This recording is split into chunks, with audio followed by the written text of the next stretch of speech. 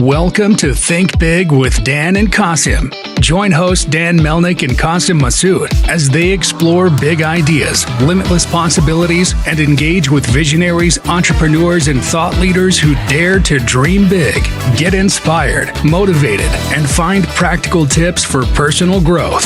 Think big, dream bigger, and ignite your potential. All right, welcome to Think Big with Dan and Qasim. And if you want to go ahead and introduce yourself, tell us where you live and what you do for a living.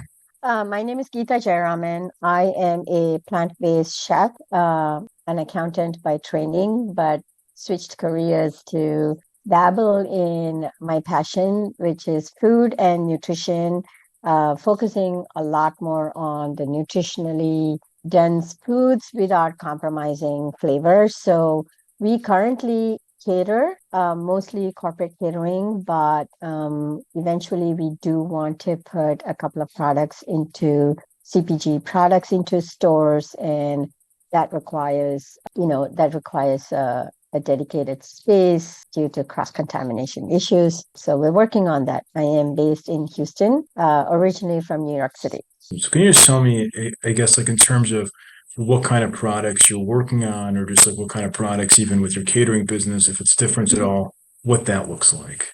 Right. So the products that we're looking to put into stores, there are two types. One is a ready-to-eat meal, and it's made with tempeh.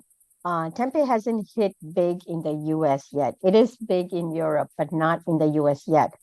It is a fermented product, so it's actually good for you. Unlike your kombucha and kimchi and sauerkrauts, you can actually make meals from that. So it's rich in protein because they're made with beans, but it can be a great substitute for meat for people who are looking for protein without the cholesterol and the fat. The difference between the tempeh that we make and what's available in the market is twofold. One is our tempeh is not soy, so it's completely soy-free. And the tempeh in the markets are just plain raw tempeh. You still have to buy all the ingredients and cook with it. And I know that there are some people who find it challenging to infuse flavor into the tempeh because once it's fermented, it's like a cake. So it's pretty dense. We have a ready-to-eat meal. So we have three different, I want to call it flavor profiles. One is like a tempeh curry, which comes with brown rice, a tempeh teriyaki with a brown rice and millet noodles, and smoky tempeh with quinoa. They're all gluten-free and they're all soy-free. That's the difference between what's in the market and what we're trying to do. The second product is a sauce. We have two sauces. Neither one of them are available soy-free in the market. It's a gochujang sauce and a teriyaki sauce. Both will be organic and soy-free. Why soy-free? I have soy intolerance. I'm not allergic to soy, but I minimize my soy consumption. So I'm always looking for alternates to like how to make things as soy-free as possible. And these were my products that I came up with just puttering around. And, it took me 6 months to figure out how to make the tempeh right. When you work with different beans, each beans cooks at a different time. So it was quite challenging, but we now have it all documented, how much to cook, how much time to cook, and how to make each of these products. So awesome. So are you going for more of a direct to consumer play or grocery? Like, what is your vision for these products? I would like to start with direct to consumer, and actually we do have interest from people, not just from the tempeh and the sauce, but in general, ready to eat meals that, they want to buy, but we'll have to ship it, which kind of scares me because I have to figure out what is the optimal pricing that on the product that I can add the shipping cost to. So, many people, I think in general, people don't like the idea of paying extra for shipping. So we have to figure out what's the optimal pricing that we don't break our bank by, offering free shipping and not being able to recover our costs. So we are in that phase now. So I do have people who want to order that. And if you look at our website, you will see a variety of different things that we make. And the other thing is whether we want to send it refrigerated or frozen, or give that option to the customer whether they want refrigerated or frozen, depending on the product. Not all foods can be frozen. They're not going to sit well. But there are some that will be frozen and some that are better just refrigerated. We do have identified though with a 2-day shipping, the product does get to the destination still cold and or frozen. It's the shipping part and how many goes into each box is the part that we haven't quite figured out. So we need to go back to the drawing board to like, have a table of like, okay, how many containers in each of these size boxes and limit how much people can order. The problem is people don't want just meals. That's the hard part for me. We make for our catering, we make different products, but they want to be able to order those as well. So I have to figure out like how many can I fit into each box. For example, we started our business making plantain chips. I grew up in Malaysia and plantains were like your potato chips in this country. Started on making that because I felt like there was nothing in the market to satisfy my palate, and it just mushroomed into a business. So we have 7 flavors. All the herbs and spices are organic. We actually do it from scratch. So we buy the green plantains from our distributor. We peel them, slice them, pack them, season them, and we have some seasonal blend. The blends are some of the blends are my custom blend. So we have a chai spice, cinnamon sugar, and we have a chili garlic. We have a Cajun spice, which is my custom blend, but we also have a black pepper and jalapeno. So there are 7 flavors for you to choose from, and I'm sure everybody can find their flavor. That kind of changed when I wanted to focus more on the food. And after moving to Houston, we found that getting consistent plantain supply was much more challenging than it was in New York. New York, we had no problem. The price is also higher here. And I don't know what the reason is. So we have scaled back on the plantains. We still make them, we sell it markets and stores and events, but we've decided to focus a little more on the food because nutrition and eating healthier is passion. So I wanted to showcase how you can enjoy vegetables, cooked well, done well, without compromising the flavor. That's awesome. So I'm curious, right? Because you mentioned that you were living in New York. Is that like, so you were saying that you have like all this interest from, other parts of the country and shipping product.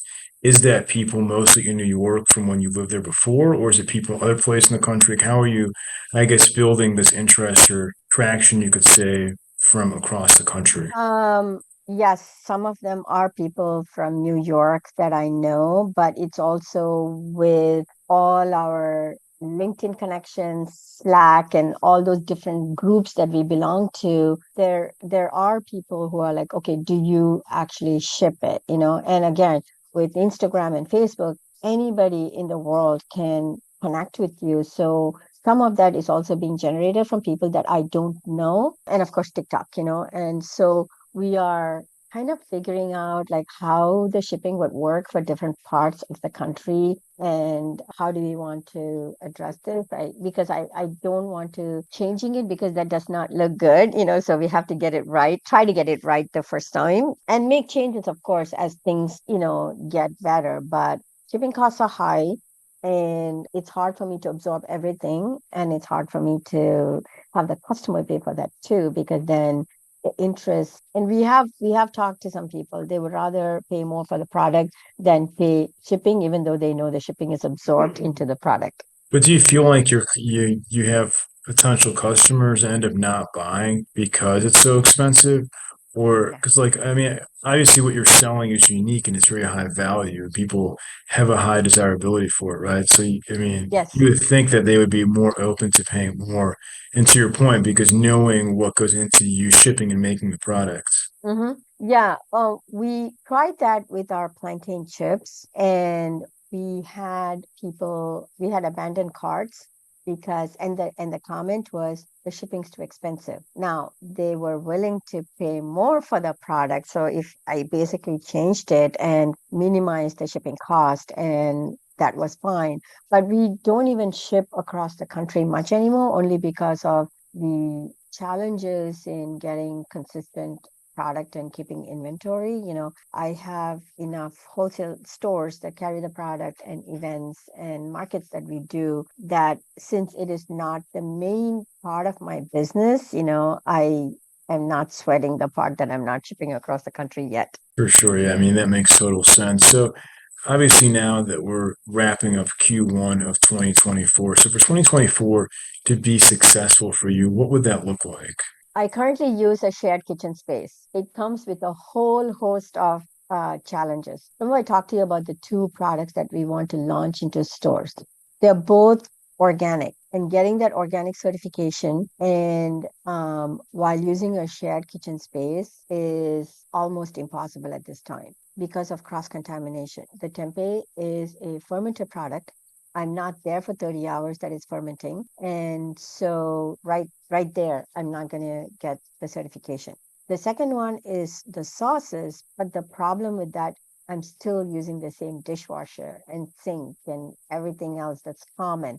So it still is going to cost the same certification issues as the tempeh would. So getting my own place to start off is the best option for two reasons. One, um, people don't have access to my food except the one store that carries my grab and go and any events or catering that I do. So giving more access to people to try out why we are different from what the norm is out there is actually building the brand recognition. And two, gives me a space without all those cross contamination issues to expand on my catering and start out on a small scale the CPG products that will go into stores. Right now, I can do catering, but I'm also limited because, again, goes back to the kitchen availability. I'm trying to find space and time when almost nobody is using the kitchen space, so I don't have to worry about cross contamination. That is a challenge. Sure, and that makes total sense. So obviously now in 2024, many companies are using AI in their business. So do you currently use AI? And if not, where do you think the AI can really come and add more value for your business? Definitely from a marketing perspective. Like I haven't dabbled that much into AI, because we are right now a 2% army, and it is challenging to hire more people to help us because of not having that consistent time and space that we can, hire people with. But we are looking to hopefully as we get closer to open our brick and mortar location, we will hire a marketing person that has that experience or the knowledge to help us. I think the other critical thing that I have found, I've worked with a few different social media companies, and there needs to be some understanding on plant-based foods. I think they've missed the mark completely, and it has not. We didn't build any traction from paying out thousands of dollars and trying to have them do the work for us. So we've gone back to like just doing it ourselves whenever we have some time. But eventually having somebody who has some understanding. I'm not expecting them to be a vegan, but having some understanding to what we are doing and to elevate that would, including some of that AI, knowledge and experience to be able to help us would be the critical thing. I'm not just jumping into trying to hire another agency to help me with that. I do want somebody that has an understanding of what we do. Yeah, so speaking of that, do you feel like AI could add value in terms of customer service? Like somebody like on your website having questions about your products because they are Mm-hmm. so unique. Mm-hmm. Yes, definitely. Yeah, we do have some FAQs, but having that maybe an interaction, would be good so that a lot of my customers who come to us have, like, there's one customer that we cater and they only order desserts, but it's always going to be gluten free. We have another catering that we do for University of Houston. It's always going to be gluten free and nut free. And as a vegan, when you take out the nut part, there's definitely more challenges on making products. So we are constantly reinventing what we are doing to accommodate our customers' needs. The soy free has not been at the top of the list, but that's definitely, it's like the second or third item on the list that are like, okay, I don't want any soy. The gluten free is like the second thing on the list. The top is nobody cares. They want flavor. So we go with flavor. We don't talk about the health part. Not in Houston. For sure. So what would you say is the one biggest piece of advice that you wish you knew before you started this business? I started the business without really thinking about it. Like, I wish at that time I had people in the industry that could have given me, like, be careful what you wish for kind of thing. And that would have been like somebody that I could bounce ideas off and say, okay, here is what I know what to do. What do you think about it? What's the best way to do it? How should I go about it? The other thing that I, as a cost analyst, as an accountant, I was very focused on the cost aspect of it, and I think my advice to a lot of businesses that are starting up, some of them just start out at farmers markets, many of them do, right? I do want to give them advice that don't forget the cost. It's something that is like way down on the list. It should be way at the top of the list. Because if you can't figure out your cost on how where you're going to get it and allow some room for some flexibility, right? Like to because of costs will fluctuate. I don't see a lot of very small businesses putting any emphasis on that. And I've worked with people. They're like, oh my God, really need to go back and fix this. I have friends who are in the food business and I help them. I don't do the work for them. I tell them, listen, I'm going to teach you how to do it, but I'm not going to do it for you. You're going to have to learn to do this, but I'm going to show you the best way to do it. How do you look at your P&L? How do you analyze from that? I go overboard because I want to know every single product that I make, how much I'm making. So if there's something that's not selling well, then I know that I don't have to either I don't make it or it's a special that I would do it. So that is definitely those are the two top things. I did enroll in a business accelerator though, during COVID because I just had way too much time on my hands to go through the motion of like, okay, I want to launch a product.